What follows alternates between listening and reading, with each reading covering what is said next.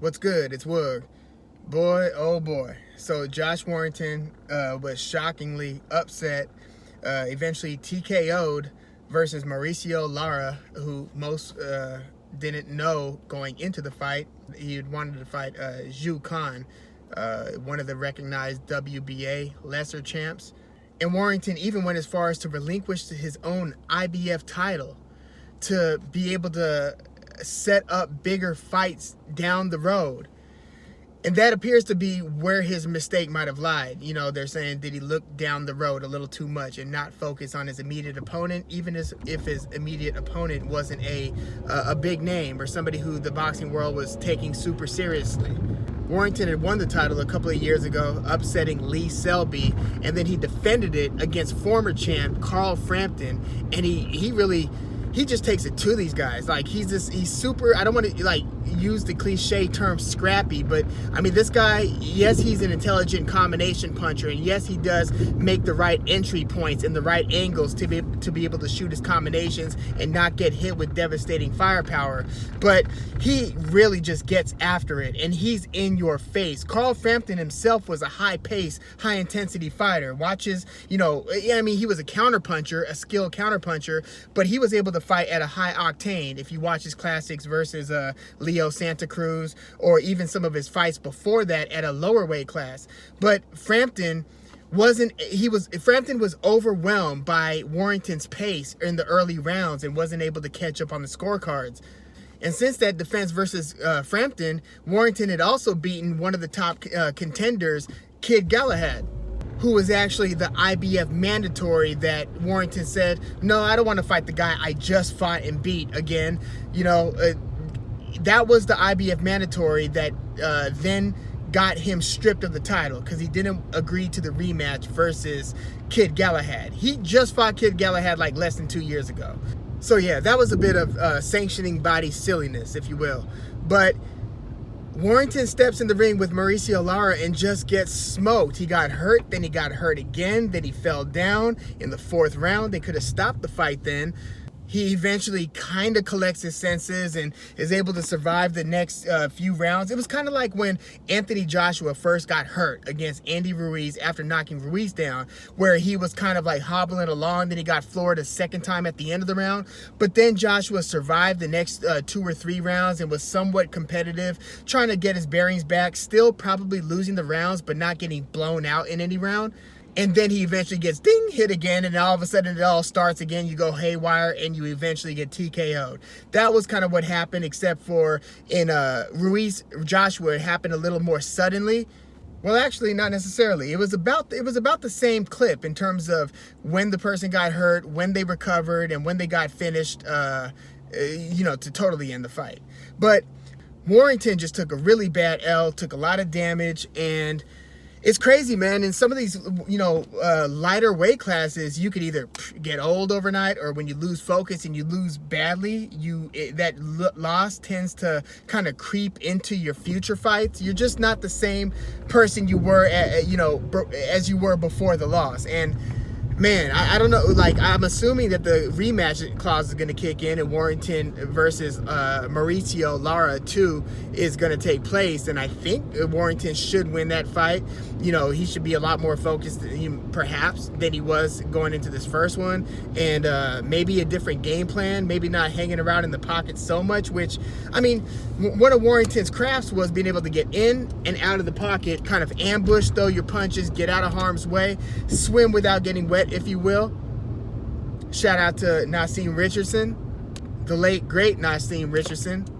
But yeah, Warrington's going to need to figure this out. You know, the other major players at 126 are Gary Russell Jr., who Warrington sounded like he really wanted to fight. Gary Russell Jr. saying, no, it's not enough money, which to each their own business-wise. All I'm saying is I'm seeing year by year go by off of Gary Russell Jr.'s career without him having the important fights that, you know, all of the fans, you know, feel he needs to have. He might totally feel differently. But legacy-wise, this list of opponents isn't looking great. I mean, yes, his win against Jojo Diaz is aging very well. His recent win over King Tug Niambiar might age well if Niambiar ends up being a really good fighter. And, you know, he's beaten Kiko Martinez. He's obviously beaten Johnny Gonzalez. That's how Gary Russell got his title 5 years ago. But it's just been a more or less one uninspired title defense after another. And we saw him miss the opportunity to fight Leo Santa Cruz or Carl Frampton when they were all kind of in their prime. Same thing with Shakur Stevenson. Young Shakur Stevenson was just at 126. That ship has sailed as he's now gone to 130.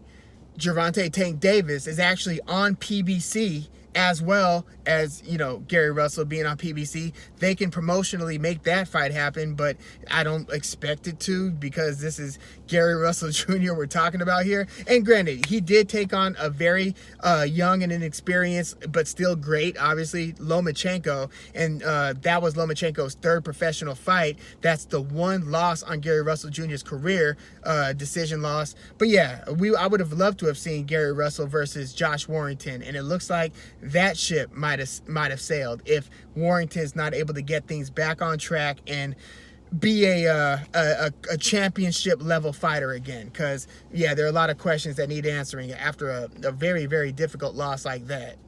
I mean, when does this rematch take place? Do you hop right back in the ring in like 3 to 6 months?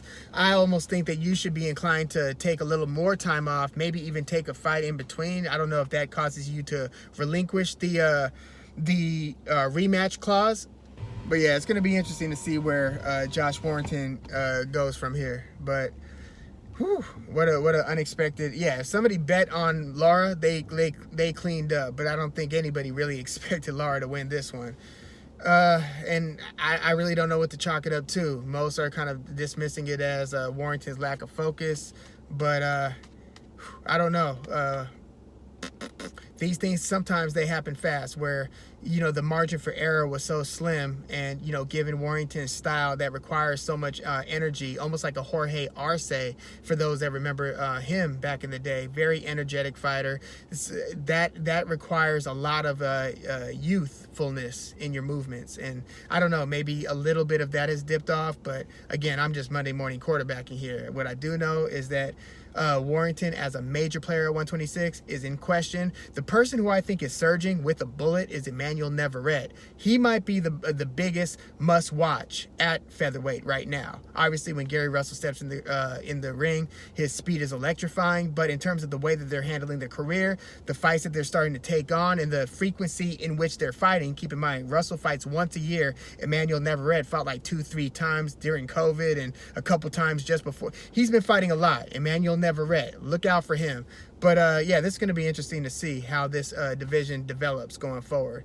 But please let me know what you think about the division, what you thought about that Warrington versus Lara fight, as well as any of the other fights from the weekend. Castano versus Teixeira, Jojo Diaz versus Rakhimov.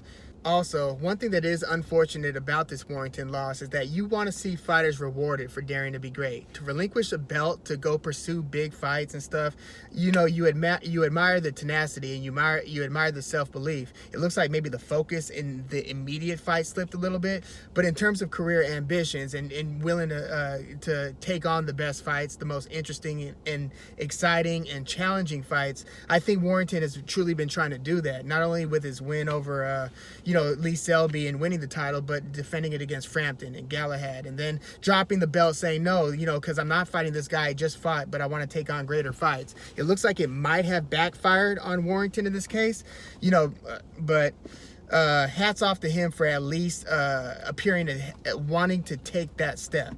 But yeah, we'll see what happens going forward in this division and with the career of Josh Warrington.